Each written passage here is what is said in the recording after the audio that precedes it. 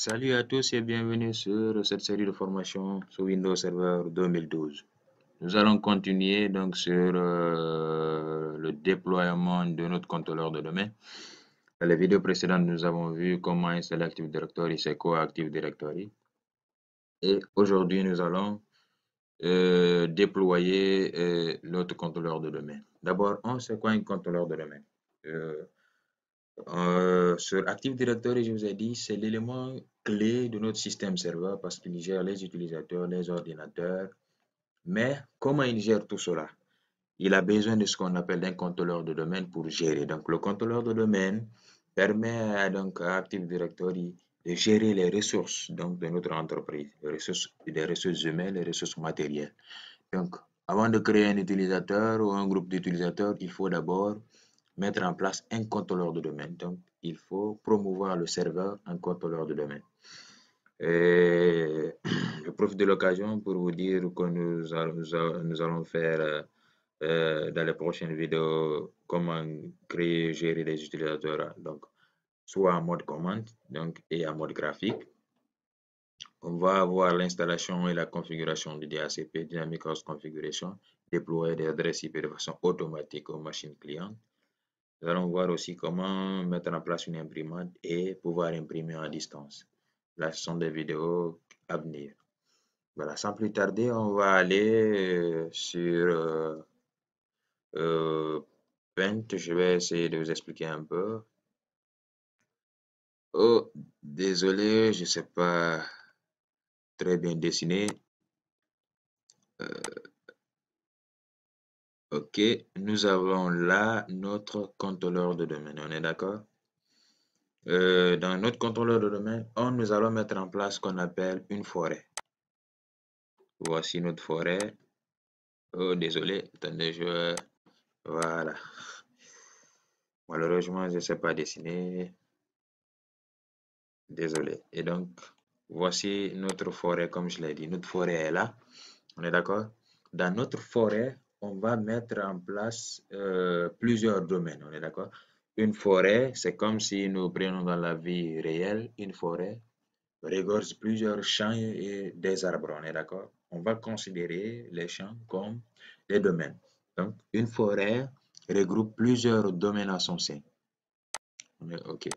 Et donc, ici, à l'intérieur, nous avons, on va mettre, on peut ajouter un domaine. On peut ajouter un autre domaine. Vraiment désolé, je dessine très mal. On peut ajouter un autre domaine. On est d'accord? Donc, ici, nous avons domaine 1, domaine 2, domaine 3. Donc, on peut ajouter plusieurs domaines à notre forêt. Et notre forêt, on peut l'appeler par exemple, je vais diminuer la taille, gandalsmart.com. Donc, ça, c'est notre forêt, on est d'accord? Notre forêt est là et on peut ajouter plusieurs autres domaines à l'intérieur. Lorsque nous allons avancer, vous allez voir les enregistrements, comment mettre en place des enregistrements, comment ajouter d'autres domaines dans notre forêt.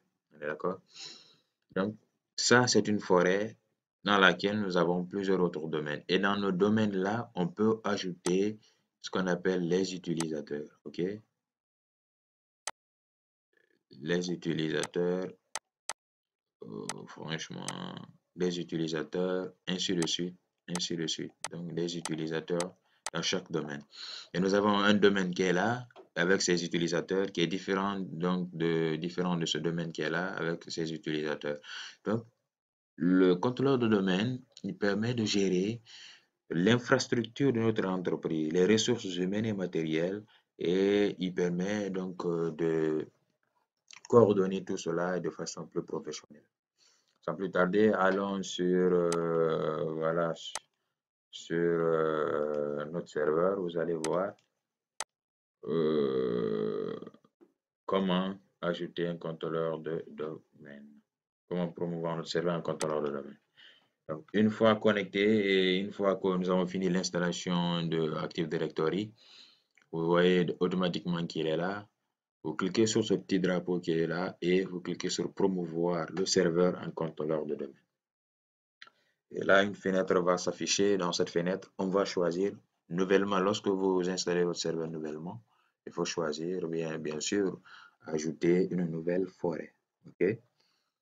Donc, vous cliquez sur ajouter une nouvelle forêt. On va mettre en place notre forêt et dans laquelle nous aurons plusieurs domaines si on veut, ou nous aurons notre domaine qui va gérer les utilisateurs. Donc, on va ajouter gandalsmart.com. Donc, vous validez sur suivant.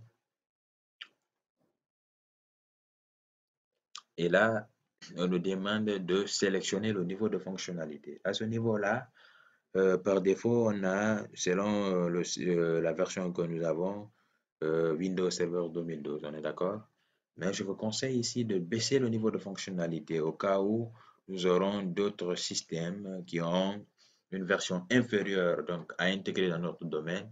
Il faut donc, cela va tenir compte de ce niveau de fonctionnalité-là. J'espère que vous avez compris. Imaginez que nous voulons intégrer une machine qui a par exemple un serveur 2008. Là, automatiquement, il va voir le niveau de fonctionnalité. Lorsque le niveau de fonctionnalité de notre serveur est élevé par rapport à la machine qu'on va intégrer, automatiquement, il ne pourra pas donc l'intégrer dans notre système. Donc, il faut baisser, même si c'est d'un pas, le niveau de fonctionnalité, c'est toujours important, toujours plus prudent. Et là, vous pouvez décocher le DNS si vous ne l'avez pas, si vous ne voulez pas l'installer, promouvoir avec le DNS, ou vous laissez directement ici promouvoir en même temps installer le DNS. Catalogue global, c'est un registre qui a, disons, toutes les informations de notre serveur, les utilisateurs et autres. Voilà, ici les contrôleurs de domaine en lecture, c'est déjà grisé.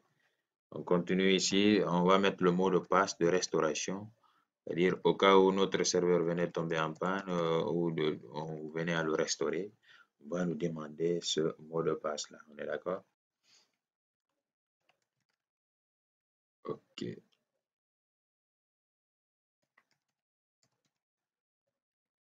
Voilà. Donc, on continue. OK. Donc, on dit option DNS pour se créer une délégation pour serveur DNS car la zone parente faisant autorité. Donc, vous pouvez lire l'intégralité de l'information.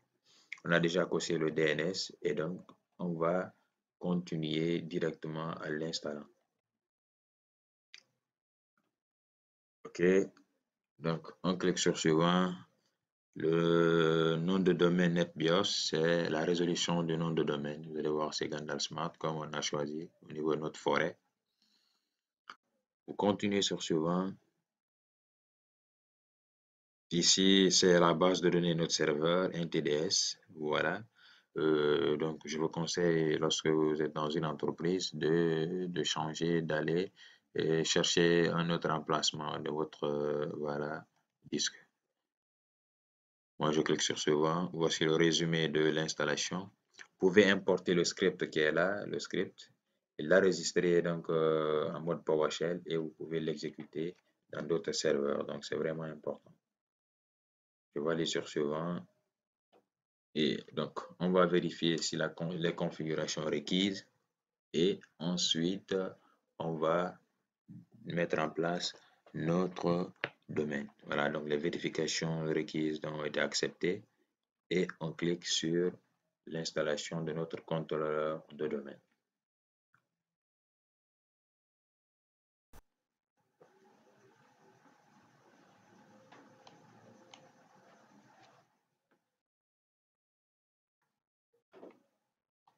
Voilà, et donc l'installation vient d'être terminée et vous cliquez sur OK.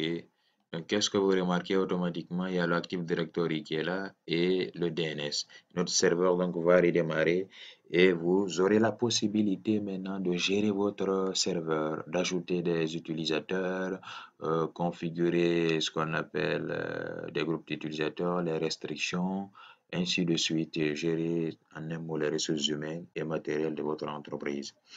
Donc, c'est ce que nous allons voir dans la prochaine vidéo. J'espère que vous avez donc compris et si vous avez des problèmes, posez vos problèmes en commentaire, abonnez-vous à la chaîne et merci, à très bientôt.